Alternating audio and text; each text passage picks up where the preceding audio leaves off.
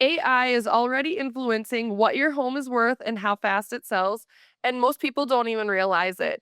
Today, Danille and I are counting down the top 7 ways AI is changing real estate right now, and most importantly, how you can use it to your advantage instead of getting left behind. It's so funny because so many agents that I'm seeing are not using anything with AI.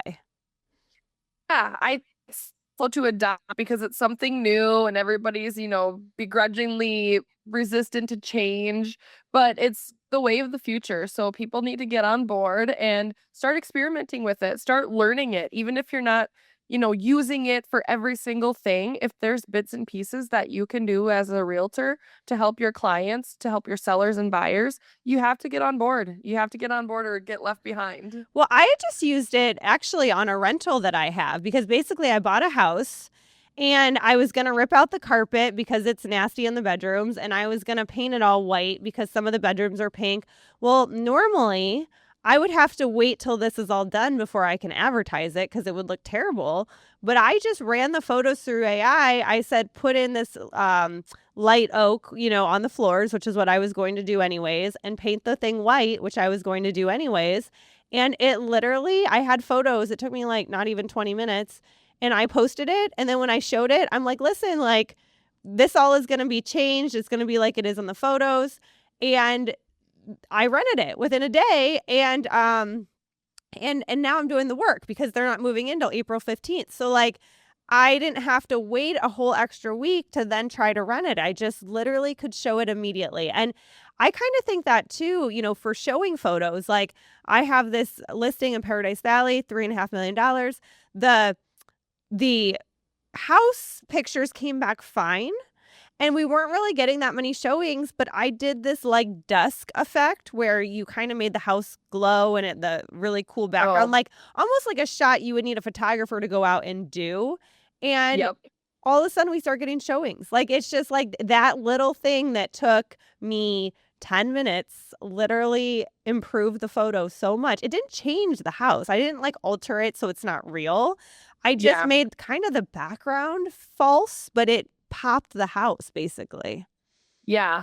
And I think that's a common theme is what you mentioned about taking the photos, it's speed. So it's like you were able to get a realistic photo of what you were going to do and get it listed versus waiting to paint the walls and do the floors and then get it listed. Time is money. So when you keep things, moving forward at that pace, you're money ahead and people have a realistic vision because let's be real, not everybody can envision something in their mind where if we're doing that I'm gonna redo the floors and I'm gonna paint. Well, people still think like, not worst case scenario, but they can't envision how nice something is going to be. Like people that you or I that do it every day. So the AI thing is such a great tool. Well, you know what's interesting? And I thought this actually came from a friend of mine called me and gave me this idea. And I haven't used it yet because I haven't needed to. But sometimes when you have a buyer and they just can't envision what floor and paint would look like on this situation, you could literally take a photo of the tour and just say, listen, like I took some pictures of the house and here is what floor and paint would look like. So what do Yeah. you say? Do you like it now? And let's get that floor and paint quote. And then we can Yeah. see, how much you'd be into the house, an estimate. Because I thought that was brilliant because see, you and I can see that because we're investors and we've done a million of these where you buy, you put in flooring, you paint, it looks so Yep. different, but people can't see past the nastiness of it. Sometimes like those Exactly. nasty carpet or if the house is painted yellow and so Yeah. I just love that idea. Like I can't wait to use that with a buyer. I'm 100% going to do that. I actually did that live at when I took because they just couldn't get over these floors. Like they were obscene. So I was like, okay, give me a second. It literally took me maybe a minute tops. I took the photo, I uploaded it to Chat GPT, and I said, keep everything the same, change the floors, to a light neutral wood tone thing. And they could not believe it. They're like, oh my God, like, okay, we see it now. And it's like, okay, that's the type of technology that, savvy realtors will be able to work with buyers or clients to help them find homes that, maybe they're not going to pay premium top dollar because they're not moving. They need it. and like you said, you can get a flooring coat. You're gonna, have a better deal at the end, and you can pick out your flooring. How cool is that, you know? Exactly, and you can make it how you want, and that kinda brings us to virtual staging and AI visualization, which is basically what we've been talking about, but the cool part about virtual staging, I think this is a really big thing because, on our very high-end homes, you can pay to rent furniture, and we do in order to sell them because it helps people see what furniture looks like in there. But if you're selling a home that's 300 grand, 400 grand, 500 grand, that furniture is not cheap. Like it can be like Yeah. 5 or 6 grand a month. So like people aren't going to really want to pay that. So what you can do is you can virtually put furniture into the pictures and make it look like it's furnished. So yes, when they're there, but they can refer back to the photos to kind of look at that. Because what it does is, when there's furniture in a house, it just looks nicer. So it brings more Mhm. people in from the listing. And so it's very important, in my opinion, to have it virtually staged, especially if it's a more open concept home that needs it, or if you're trying, have a small bedroom or something and you're trying to show what could fit in there and what it could look like. And I Yeah. think, these are free tools and a lot of realtors aren't using them. Like I had a friend come to me and he's like, my place won't sell. And I'm like, let me see the listing. And I'm like, why isn't any of this virtually staged? Because right now these are just big empty rooms and you don't have to do that anymore. You literally can virtually stage something so it looks like there's furniture on it from the listing pictures. And what that's going to do is Mhm. it at least gets people in the door, which is half the battle. Yeah, and it's for a fraction of the price of physically staging, and in my area, that's not even an option, so realtors around here have units, for end tables and towels and things like that to sort of soften a house if it's completely empty, but with the fast forward in virtual staging, even from, like, 3 years ago until now, it looks so real, and I Mhm. will always put virtually staged, like, I will let people know so they don't have a false expectation when they show up to a showing. However, like you said, it shows the space and how, layouts can function by the furniture placement because sometimes, like we talked about, people can't envision it. So, it is such a cool and underutilized tool at this point where more people need that so others can see the functionality and even the style of what a home could be. Yeah, yeah. And then the second thing is the automated marketing and the content creation. So you put on here, the listing description, and I always think of myself as a really good writer. Like I pride myself, like I've always been good at that. But then I run it through AI and I'm like, damn, that sounds so much better. Like Yeah, it's better than everybody on writing listing descriptions. And I can tell because you can also alter it. Like, I want this to be more luxury, or I want this to be more practical, or I want this to like scream affordability, or whatever it is that you're wanting to come yeah. through. AI can take what you want to write and make it eloquently that. And I think it's Mhm. important because I think that one thing that AI does is it puts, you can have it put in keywords so that it pulls, but it also, um, it just sounds better, and I think listing descriptions, some people poo-poo those. They say, "Oh, people just look at the photos." I don't think so. I always read the listing descriptions when I'm looking to Yeah, buy something, and I think yeah. most people do. And so I think that it's really important what you're saying in there, and AI is like icing on the cake as far as writing that because it's just gonna make it sound a touch better, and that touch better can bring somebody in. Yeah, and I think it's important to be cognizant of making it still feel like it's not computer generated, but like you said, this is a little bit more of a luxury home. This is more of an affordable home. This home is cozy. You're tailoring it to the specific home. So then when AI is searching for properties or deciding what ads or whatever to show you next, then it's just so much more tailored to the customer experience. So I always put, make it sound more conversational or, some of these Mhm. where it's all specific style and appealing to everybody, but it's just interesting how much that can really change. And I think it's just going to fast forward over the next couple of years on how important listing descriptions are because like you said, I do believe people read them. People look for things that are maybe mentioned that you can't see or notice in pictures. So the listing description is super important whether people believe so or not. Yeah, and I think that sellers need to get more involved in this. So I actually think that you need to read your own listing description and you need to decide if you like it or not because sometimes, I read them and I love my transaction coordinator. She's so great, but she sent me a listing description and I was like this is just a bunch of fluff. It doesn't like say anything. So Yeah. basically I took what she wrote and I put it through chat and she might have put it through chat, but I said make this more factual and like less fluffy. Yeah. And it really works. And so but you as a seller should get involved in that. Like, you should be involved in the pictures. You should be involved in what it says. I mean, you need to discuss with your realtor. It doesn't mean you're right, but you need to, like, approve it, bless it, like it, Yeah. feel like feel like, are they missing something on the house? Like, you didn't even mention the bike trail we have behind the house or, like, you need to really get involved because you know your house better than anybody and you know your neighborhood better than anybody. So you're going to know Yep. all the best points of it. And Yeah. sometimes like that needs to be conveyed because that listing description is what brings people in. Sometimes people look at a house and they're like, I don't know. But then you read and you're like, oh, there's a bike trail behind it. I've always wanted a bike trail behind it. Or, oh, I didn't realize that, it had these spacious walk in closets. The pictures didn't really show Mhm. that. Or, so the description is important. People kind of discount it, but I think it's just as important as the photos. I think it's so true what you said about the sellers that need to bless it or review it. I always tell my sellers, okay, I'm going to send you the listing description or the listing right away. And you know your house better than anybody. So if you want anything added, changed, removed, tweaked, you will not offend me. Send it to me. I will happily make those changes. You know, Yeah. Especially if there's, like, only specific drop down boxes in the MLS, like, sometimes there's only certain things we can choose from, but at the same time, it's like, "Okay, if we need to articulate that somewhere, we will. Like, Yep. just let me know." Yeah. Exactly. Exactly.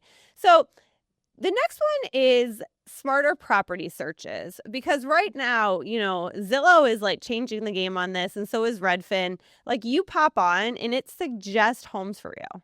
Like it'll be right there. These homes are suggested for you. And Yeah. it's like matching like it does on Netflix, to your what you want. Yeah, so it's like if you're searching and you're constantly looking at, let's just say, homes less than 200 because you're looking for a fixer-upper, then that's what it's gonna show you. You're right. So, it's like, in my mind, I'm thinking, just from, like, an ethics standpoint, like, is this o only looking area and it only shows you homes in that area, like, I think it's gonna be the Wild West over the next couple of years on how the algorithms decide to show you what it can and can't do. I am just interested to see how that will evolve just with, like, fair housing and all of those things. Yeah, because like what is, constituting steering, right? Like are you steering people to certain Yeah. areas? Are you steering people to certain listings or is it just based on what they're looking at and what, because as you know, like as agents, like you can't do that, right? You can't just push people in Yeah. one direction, that you have to like be open and then they let you know. But I guess, with what you're clicking on is letting the algorithm know. So like to your point, Yeah. it's kind of the Wild West. And, now they have on Zillow those like elevated luxury listings, like they're called Showcase. I Yeah. don't know if you've seen those in Yeah. your area. I Yeah. don't like them. I don't like them personally. I hate when I have to click on a Showcase listing. And it's funny because I was talking to my stepson and he's like, I hate when I have to click on those ones. So it's an interesting concept because you can put more on the listing, but Mhm. it's kind of a pain in some people's opinion when you click on it because it's not easy. So like for me, I don't do those because I don't think people really like them, but that could change over time. Yeah. Well, and as a seller, you need listings that actually engage with people. So when you hire a realtor to take the photos, do the listing description, get it out on all of the platforms, the more that the algorithm can see that people are engaging with the listing, clicking on photos, clicking, read more on the listing description, those are automatically going to get shown more because it's telling the computer, hey, these are more interesting to clients. Where if you have a dud of a listing where the pictures aren't not getting a lot of activity on it, in the early, then it's not going to be shown as much. So it's just more and more important to be on your A game when it comes to that. So if you have a realtor that doesn't even take the time to shut a toilet seat when they're photographing a bathroom, I mean, it's time to hire a different one. Well, exactly. And also, this social, Zillow basically is social media for homes. I mean, and so is Redfin and Yeah. all of those. That's basically what it is. Like, if I'm not getting traction on a listing, like I'm in there changing the profile picture, the first picture. I'm changing the listing Yep. description. I'm changing things to try to get traction. If a home's been sitting for, you know, 30 days, I think it's time to update it. You don't have to take new photos, but you got to switch things around, maybe throw some AI, like I said, in there and kind of elevate the photos. Like, there's things that you need to do because you can't just post it and forget it. And that is what you used to Yeah. be able to do, because it used to just be you had the MLS and then people got sent the MLS listing, and those pictures were kind of grainy anyways. And it was Yeah. different. And Yeah. the other thing that is different is that there's a track record of what you do as a seller. And I think that's really important. I think that's something people are looking over, where you used to be able to overprice your home, pull it down, put it back up for the same price or maybe like 5 grand less, do these little $25 price drops just to like say price drop, price drop, price drop. That all shows Yeah. on Zillow now. That all shows on Redfin now. A client, Yeah. a seller, or I'm sorry, a buyer can see that. So now they're like, well, this home was listed for this and didn't sell for 70 days when it was on like that before, and they didn't even drop the price. So, like, I'm not interested. Or this person keeps dropping the price down every 2 weeks. I'm just going to wait because who knows how much more they're going to drop it down before somebody buys it. So you have like that's a strategy too. And I see these realtors, like there's this realtor in Paradise Valley right now, and she keeps dropping the price of this home $5. It's like a $5 million home. And I'm like, that is such an old school method. What she's trying to Yeah. do is get it to keep popping back up, oh, price drop, oh, Yep. price drop, oh, price drop. But it says $5. And on her whole profile, it's like $5 every week, $5. And it like people see it, like they Yeah. see it. They didn't used to be able to see it like that. Now the Yeah. buyers can see it. Before, the agents could kind of see what was going on, but like not Yep. all the buyers. So you just want to be cognizant of it, because you can't be as sneaky anymore because it's literally all on record. Yeah, it's all on record, and then people are gonna think, "Oh, is there something wrong with that house?" Or, "Oh, they're just dropping the price a little bit, we're gonna move on." Especially if it's something so small like that, think of yourself shopping at a store, and if you see something that's 1% off, it's not a discount, you know? So Yeah, I like save, 10 cents on this. And I guess there are people, but at the end of the day, you're like, okay, like you're not going to buy something or not buy something because of this small little discount, like Right. it's not enticing you. And, you know, it's just that has changed. It just has changed. And you need to know Yeah. that everything that you do as a seller is on record. So if you want to overprice a house, that's fine. It's on record. If it's going to sit for, 6 months and then you're going to delist it for a month and relist it, it's not always a bad idea because it'll pop up as new, but it's still on record. People can still see that. So you just have to be cognizant that, we went to go look at this house the other day with a client, and it's been listed on and off for 2.5 years, on and off.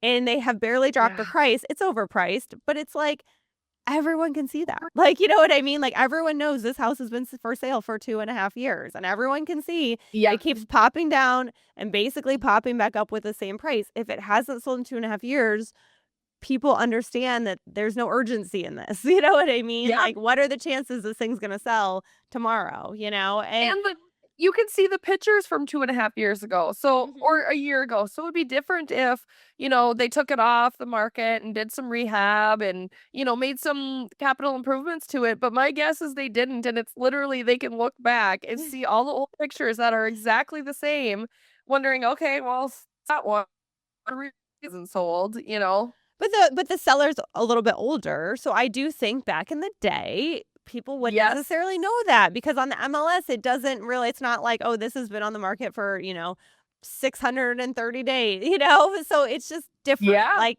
you just have more data now, and you just have to be cognizant of it as a seller, because your data can hurt you or it can help you. And I think that certain things, those kind of things can hurt you a little bit. So you just have to be careful with what you're doing. It's kind of like you can do whatever you want and not all of it's a bad strategy. Just know that every buyer is going to be looking at that and seeing that. And when clients want to go see a house, they're like, I want to see this house, but it's weird. It's been like up and then it's been down and then it's been up and then it's been down and they drop the price and they get Yeah. kind of like overwhelmed. For me, for the realtor, it's like, okay, they're just having trouble selling the house. But for a buyer, Yeah. like, they don't get it. So they're like, "What's going Yeah. on with this house?" And I think sometimes they're like, "I don't know, that just seems, too complicated what's going on over Yep. there." Because they think that there's, like, Yeah. an issue or something wrong or people that Yes. really They don't think wanna sell or maybe they're unsure, it just complicates their mind. well, I think the biggest thing that I hear buyers saying is, well, buyers must have backed out because of an accident, or there must be something wrong with it, or, Yeah. what are people seeing that I'm not? Like if it's been for sale for so long and nobody's bought it, then it must not be a good deal, So it is a mental like mind, I don't want to say mind game, but kind of in a way, like you have to be aware of that because buyer psychology is a real thing, which brings us to our next point, when you're even looking at buyers online and or on homes online and you're hovering on a home or you pause and look at a home for a little bit, even without clicking on it, the computer knows, like, how it works, so I was gonna say the computer, but you can track that, Mhm. it's tracked, and so then they take that information and, if your listing isn't optimized, people aren't going to hover on it or pause on it or click on it, so it really does make a difference. So I'm wondering, do you think that it helps buyers if it, is showing them the exact properties or if it's limiting what they see? Like, I could go both ways, but is it a good thing or a bad thing? I don't think it does a good job yet because I know, like, with my own stuff, like, when I'm looking for a house, Yeah. of course, if it suggests something, I'm going to click on that. But I also do my own poking around every single day and it misses a ton of stuff. So, because I think, Yep. there's so much nuance to a house. It's maybe location, HOA or not, area, and like areas can be so nuanced, like, oh, I like this little Yeah. corridor, but I don't like this one. And, you can put that in, like, what I like to do is I like to, set up my own search parameters because I think that works really well. Yep. But as far as what it suggests, like, for me at least, and maybe it's because I'm a little all over the map, but I always just feel like it's off. Like, I'm like, "Oh, no, I don't want Yeah. that house," Yeah. I don't like that house, and then I'll do my own thing, and I'm like, "Oh, I love this house," and it didn't suggest that. So, I don't think it's great at that, but I do think that it definitely pushes buyers into that because sometimes, Yeah. people don't have as much time as us. They get our MLS emails, but they also pop on Yep. Zillow, they all do it. And, Yeah. if it's pushing those ones, they're definitely gonna click on them, and it might be right.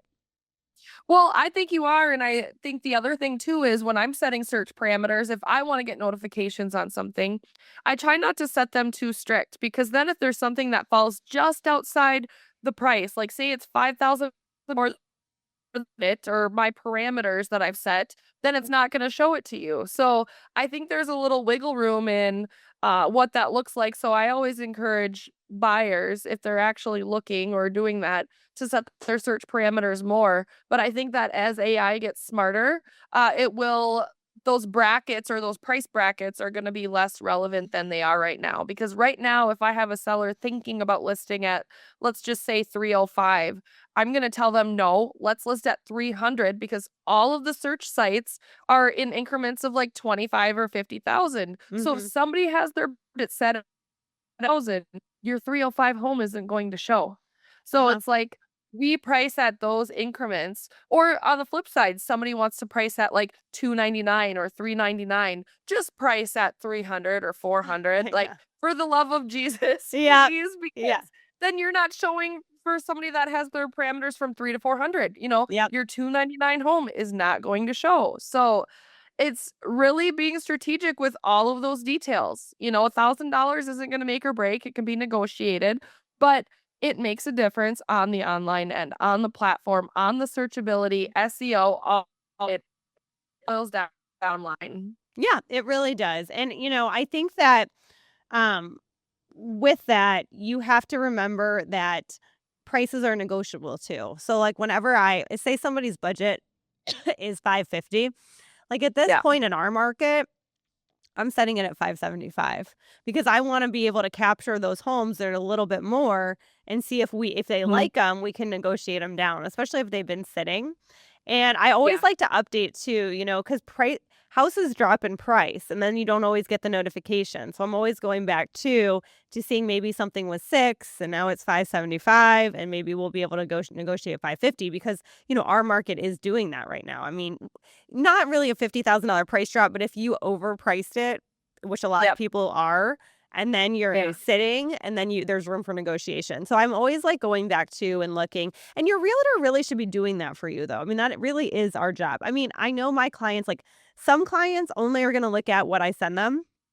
Other Yeah. clients are going to send me stuff and they don't really want me to send them stuff, and we talk about that. Like, do you want me to send you stuff I see or are you just handling this and then I'll just go. But most clients, it's Yeah. kind of a combination. And your realtor really should be sending you like, hey, this one's been sitting. We should go look at it. Hey, this one is just listed. We should go see it. So that is part of your realtor's job. And for those that don't like it when their realtor sends them stuff. I think the reason they don't like it is because some realtors will send whatever. So not to throw anyone under the bus, but I partnered with Yeah. this girl on this deal one time and we're all in this group text and she's like sending my clients like every house that lists under the sun that is not what they want. So that would be annoying. Yeah.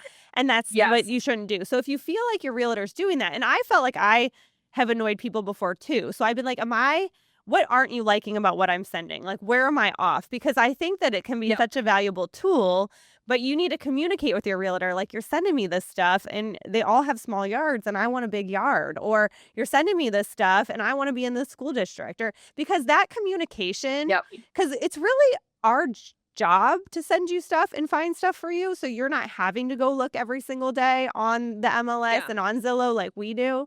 So I do think you need to communicate that. But the search options have gotten so good that it's so much easier for me to try to find what you want. And I can start to like add that in. Like you want a big yard, you want a 3-car garage, you want this. And these are deal breakers for you. And that just helps everyone, but also on the search parameters, that helps too. And agents Yep. always like I had this client, they wanted an RV gate. Okay. And so that's a big thing. There's not that many houses here that have RV gates. It's like kind of specialized.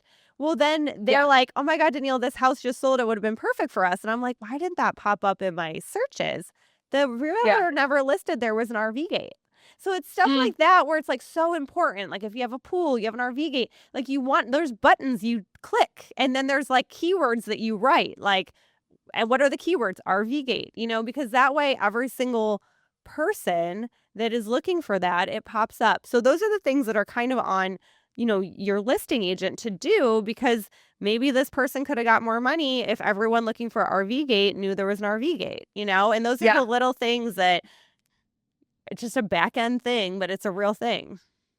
Details matter. Yeah. Yeah. I mean, and the last one is like, real estate used to be like you'd look at stuff in the newspaper, you had a lot of pocket listings, but nowadays it's really data and strategy driven. And it's about getting your house to pop up on all Yeah. these platforms. And it's all about the visualization, the pictures, the description, where you're marketing it at, how you're marketing it. And these are important things. And not every agent, especially your super old school agents, are going to be in touch with this. Yeah, because, it used to be all about relationships, like you said, pocket listings, who my neighbor's going to be selling, or I know of this house coming up. And it definitely still is that. I mean, it is a relationship business, but with the way that AI has involved and just the 10 years or 15 years, it's just it's so much of a different ballgame than it used to be. So people really need to be aware or on top of that because things change in real time, like constantly. So you have to focus on your smarter pricing strategies, AI virtual staging, all of the things that we've been talking about today because it just consumers live in such a fast-paced world. If you don't like something in the first 3 seconds of a video, you're switching to the next. So So kind of that true. same thing, that instant gratification, faster. It has to be fast. It has to be, perfect on the front end. Otherwise, you're out. You be strategic about it. Absolutely. And, so everyone always says, like, is AI replacing agents? And it's not replacing agents, but what it is doing is it's replacing these old strategies. And your agent needs to be up on the new strategies and really focusing on how the listing is being marketed and presented. And I'd say that that's a big deal moving Yeah. forward. And I think completely agree. And I think that if you hire an agent that knows how to leverage these AI tools and the SEO and searchability, you're going to be that much farther. So who, as a consumer, whether you're a buyer or seller, you don't need to know the ins and outs of everything, but just know enough to ask questions of your agent like, hey, how are you incorporating this? How are you using this? At the end of the day, real estate is still extremely local. There's lots of manual relationship things that need to be done to get deals done. So I'm not afraid that AI is going to replace agents, but I totally 100% believe that it's going to change the business exponentially over the next couple of years. And if your agent isn't, hopping on board with that, they're going to get left behind. Absolutely. And for those that are wanting to be around some real estate professionals or people doing deals, Ken McElroy is hosting Limitless in August. Jerry, can you pull that up for me? Oh, he doesn't have it. Okay, great. Well, anyways, just go to Ken McElroy, is it limitlessexpo.com to get a ticket. Yeah. And I just have to say, I've been to Limitless 4 times out of the last, they've held it 5 years, I've been there 4 out of the last 5. It is phenomenal. You will meet so many great people that are building businesses, building real estate portfolios. They talk about precious metals, gold, AI, Bitcoin, like all of the things that you might be interested in. Real life people solving real life problems, and it's fun to be there. So I encourage you to join. Awesome. All right. We'll see you guys next week.